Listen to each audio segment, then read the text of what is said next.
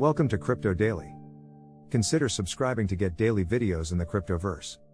Without further ado, let's discuss about Binance's proximity to its collapsed competitor FTX has given federal prosecutors reason to seek new information in their 4-year-old investigation into the world's largest crypto exchange. Over the past few months, U.S. attorneys in Seattle have been asking financial firms to hand over records of communication with Binance, according to a weekend Washington Post report. The newspaper cites 2 anonymous sources who have reviewed the subpoenas. The investigation involves the Justice Department's money laundering team, the U.S. Attorney's Office in Seattle, and the National Cryptocurrency Enforcement Team, according to a December report by Reuters. In fact, the Binance investigation itself predates the creation of the Justice Department's Crypto Enforcement Team, which was formed in 2021 and got a new director, Yoon-Young Choi, last February. As has been reported widely, regulators are doing a sweeping review of the entire crypto industry against many of the same issues, a Binance spokesperson tells Decrypt. This nascent industry has grown quickly and Binance has shown its commitment to security and compliance through large investments in our team as well as the tools and technology we use to detect and deter illicit activity. The Department of Justice did not immediately respond to a request for comment from Decrypt.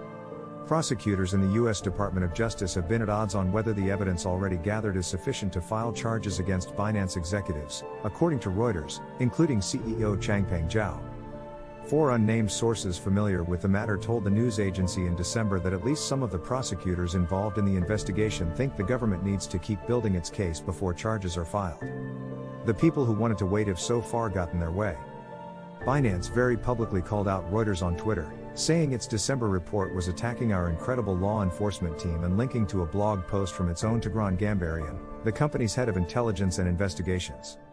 In the post, Gambaryan touts the company's handling of more than 47,000 law enforcement requests in 2022. The brunt of what we do goes on behind the scenes, hidden from the spotlight, and rarely recognized by the media or wider public, he wrote. Even as the U.S. investigation has been quietly ongoing, Binance has been packing its compliance department with former federal investigators like Gambaryan, talking publicly about working with law enforcement to find hackers and freezing stolen funds.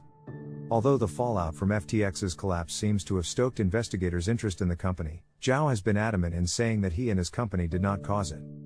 FTX fell because it misappropriated user assets, and a healthy company will not be destroyed by a tweet, according to a translation of a post on Binance's Chinese blog. The post appears to refer to Zhao's tweet on November 6, which announced that the company would liquidate its FTX token stash. Liquidating our FTT is just post-exit risk management, learning from Luna, he wrote on Twitter. We gave support before, but we won't pretend to make love after divorce. Meanwhile, there has also been a separate ongoing investigation by the Commodities Future Trading Commission, CFTC, regarding possible insider trading at Binance. News of that investigation was first made public in 2021, the same year the CFTC tried to determine if the company had given U.S. derivatives traders access to its exchange rather than its U.S.-based arm, Binance US.